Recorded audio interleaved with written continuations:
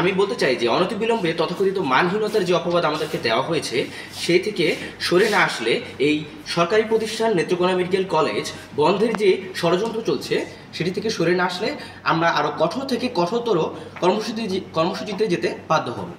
বাংলাদেশের সবচেয়ে প্রতিযোগিতামূলক পরীক্ষায় আমাদের শিক্ষার্থীরা নিজেদের মেধার স্বাক্ষর রেখেই এই মেডিকেল কলেজে ভর্তি হয়েছেন। এবারে আমাদের শিক্ষকদের কথায় আসি। আমাদের শিক্ষকরা নিজ নিজ বিষয়ে হাইলি এডুকেটেড এবং তথাকথিত মানসম্পন্ন মেডিকেল কলেজ থেকেই ওনারা ট্রান্সফার হয়ে এখানে এসেছেন।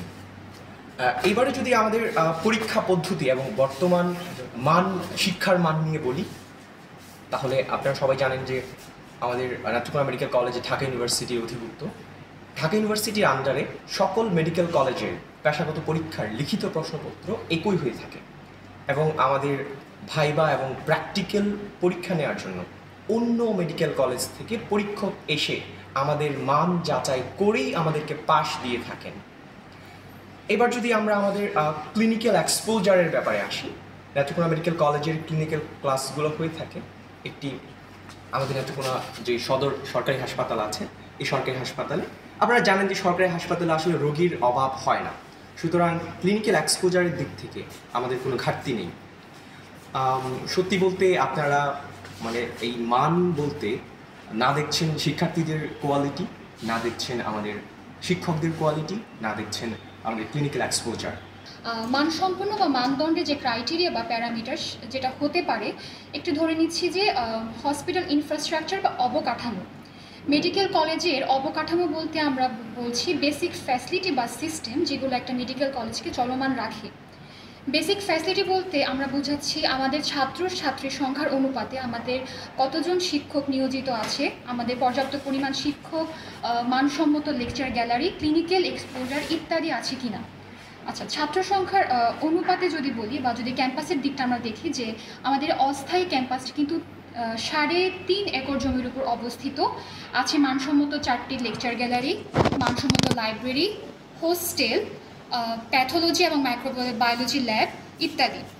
আচ্ছা, আমাদের একটি যদি বলি যে একটি মানসম্মত ক্লাসরুমের ক্রাইটেরিয়া কী থাকতে পারে, আমাদের লেকচার গ্যালারি 4টি কিন্তু অত্যন্ত মানসম্মত আছে। আমাদের 10 হেডেড প্রজেক্টর, মাইক্রোস্কোপ, এসি ইত্যাদি যা একটি ক্রাইটেরিয়া ফিল আপ করে।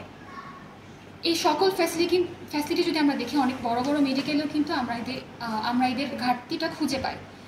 যদি দেখি হোস্টেলের দিকটি, একটি মেডিকেল কলেজে বর্তমানে আমাদের মেডিকেল কলেজে বর্তমানে আছে 6টি ব্যাচ, ফার্স্ট ইয়ার থেকে 5th ইয়ার পর্যন্ত, এবং একটি ইন্টার্ন ব্যাচ আছে। পরবর্তীতে হচ্ছে এই সার্কেলটা কীভাবে আমাদের কমপ্লিট হয়, ফার্স্ট ইয়ার থেকে 5th ইয়ার এবং ইন্টার্ন ব্যাচ কিন্তু পরবর্তী যখন নতুন ব্যাচ আসবে তখন ইন্টার্ন ব্যাচ চলে যাবে, তাহলে আমাদের এই জায়গাটা কিন্তু ফাঁকা হয়ে যাচ্ছে। পরবর্তী ব্যাচ কিন্তু ইজিলি এখানে অ্যাডমিট হতে পারছে, তাহলে আমাদের কিন্তু এনাফ স্পেস আছে যে একটি 6টি ব্যাচকে ধরে রাখার জন্য। আমাদের এই এনাফ স্পেসটি আমাদের নেত্রকোনা মেডিকেল কলেজে আছে, কিন্তু এই স্পেসের কথা যদি বলি, অন্যান্য তথাকথিত মেডিকেলেও কিন্তু এই স্পেসের ঘাটতিটা রয়ে গেছে। যদি একটা ঘাটতির কথা বলতেই হয় বা যদি বলি যে হচ্ছে আমাদের এই কলেজগুলোর যে ভবনগুলো আছে, হোস্টেলগুলো, এগুলো উন্নত করা যায়, কিন্তু এটা কখনো মানহীনতার পর্যায়ে পড়বে না। যদি আমরা বলতাম যে আমাদের কলেজে এনাফ স্পেস না থাকার জন্য, তখন সেটা মানহীন হতো, কিন্তু আমাদের তো এনাফ স্পেস আছে, শুধু যদি দরকার হয় একটু উন্নত ভবন। আচ্ছা, যাচ্ছে এবার যদি হসপিটালের দিকে যাই, ইতিমধ্যে কিন্তু আমাদের নেত্রকোনা যে সদর হাসপাতাল সেটি ডেভেলপমেন্ট হয়ে গিয়েছে এবং সেই ভবনের সার্জারি ইনডোর এবং আউটডোর শিফট করা হয়েছে। 250 বেডের সেবা সেটিও কিন্তু চালু হয়ে গিয়েছে। ঘাটতি যদি থাকতেই হয় বা যদি বলা হয়, সেটা হচ্ছে আমাদের ম্যান পাওয়ার কিংবা হচ্ছে জনশক্তি বা আমাদের টিচার সংখ্যায়। এই ঘাটতি কিন্তু বর্তমান দেশের সকল মেডিকেলে, আমাদের বর্তমানে মেডিকেলে শিক্ষকদের ঘাটতি প্রায় 3 থেকে 6 হাজার, কয়েক হাজারে একটি ঘাটতি রয়েছে।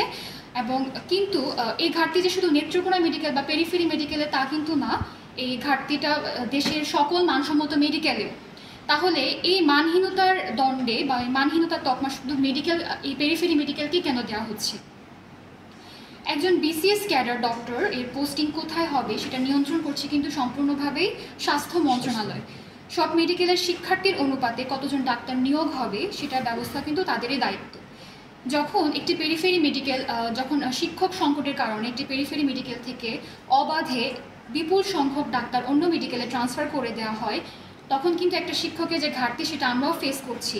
কিন্তু মানহীনতার যে কথাটি, যে শিক্ষকের অভাবে মানহীনতার কথাটি শুধু কেন এই পেরিফেরি মেডিকেল বা নেত্রকোনা মেডিকেল কলেজকেই কেন দেওয়া হচ্ছে? আপনাদের কাছে আমার একটা প্রশ্ন থাকবে যে কাল যদি তথাকথিত মানসম্পন্ন মেডিকেল কলেজ থেকে যদি 50 জন শিক্ষক আমরা সরিয়ে নিয়ে এসে নেত্রকোনা মেডিকেল কলেজে নিয়ে আসি ট্রান্সফার করে, তখন কি ওই সকল মানসম্পন্ন মেডিকেল কলেজকেও কি আপনারা মানহীন বলে দাবি করবেন? আপনারা মেডিকেল কলেজ মার্চ করে দিতে চাচ্ছেন, একবার কি নেত্রকোনা সাধারণ মানুষের কথা চিন্তা করেছেন? এই হাওড় বিস্তৃত মেডিকেল কলেজ যারা 24 লক্ষ মানুষ রয়েছে, তাদের চিকিৎসা সেবার কি কোনো অধিকার নেই? তারা স্বাধীনতার 54 বছর হয়ে গেছে, কিন্তু তারা এখনও চিকিৎসা সেবা সম্পূর্ণ পাচ্ছে না। এবং এই দুর্গাপুর, কলমাকান্দা বা খালিয়াজুরির মতো দুর্গম এলাকা থেকে রোগীরা যখন মেডিকেল কলেজে এই সদর হাসপাতালে আসে, তখন তারা সুচিকিৎসা পাচ্ছে না। কারণ যদি মেডিকেল কলেজ না থাকে তাহলে সেখানে ইভিনিং এবং নাইটে কোনো ডাক্তার থাকে না। কারণ ইভিনিং নাইটে সাধারণত মিড লেভেল থাকে, registrar, assistant registrar, trainee doctor অথবা ইন্টার্ন ডাক্তার। যদি সাধারণত বাংলাদেশের সদর হাসপাতালগুলোতে ইভিনিং এবং নাইটে কোনো ডাক্তারই থাকে না। সরকারি হাসপাতালে সাধারণত ডাক্তাররা আসে সকাল 8টা-9টায় এবং চলে যায় 2টার দিকে। ইভিনিং নাইটে যেহেতু কোনো ডাক্তার থাকে না, এই 18 ঘন্টা রোগীদেরকে চিকিৎসা সেবা থেকে বঞ্চিত থাকতে হয়। এই সময় অনেক রোগীরা আসলে মারাও যেতে পারে, অনেক রোগী খারাপ হতে পারে, তখন তাদের চিকিৎসা দেওয়ার মতো কেউ থাকতেছে না।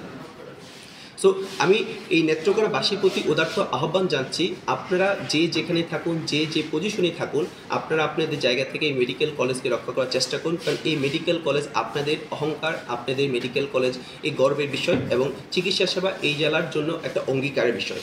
সো আপনারা প্রতিবাদ করুন এবং আপনারা আপনার জায়গা থেকে আমাদের এই মেডিকেল কলেজ রক্ষার জন্য চেষ্টা করুন। কর্তৃপক্ষের কাছে সর্বশেষ একটা কথা জানতে চাই, আপনারা বলতেছেন স্বাস্থ্যসেবা সুনিশ্চিত করার জন্য মেডিকেল সেক্টরকে ডিসেন্ট্রালাইজড করতে চাচ্ছেন, যাতে করে সেন্ট্রাল বা ঢাকা, চট্টগ্রাম বা বিভাগীয় শহরগুলোতে যেন মানুষের রোগীদের ভিড় কম হয়। আপনি পেরিফেরি জেলা বা উপজেলাতে স্বাস্থ্যসেবা সুনিশ্চিত করতে চাচ্ছেন। অন্যদিকে আপনি বলতেছেন মেডিকেল কলেজ বন্ধ করে দেবেন। যদি মেডিকেল কলেজ বন্ধ করে দেওয়া হয় তাহলে রোগীদেরকে অবশ্যই বাধ্য হয়ে ময়মনসিংহ বা সেন্টারে যেতে হবে। তো দুইটা তো ভিন্ন ধর্মী এবং কন্ট্রাডিক্টরি কথা হয়ে গেল।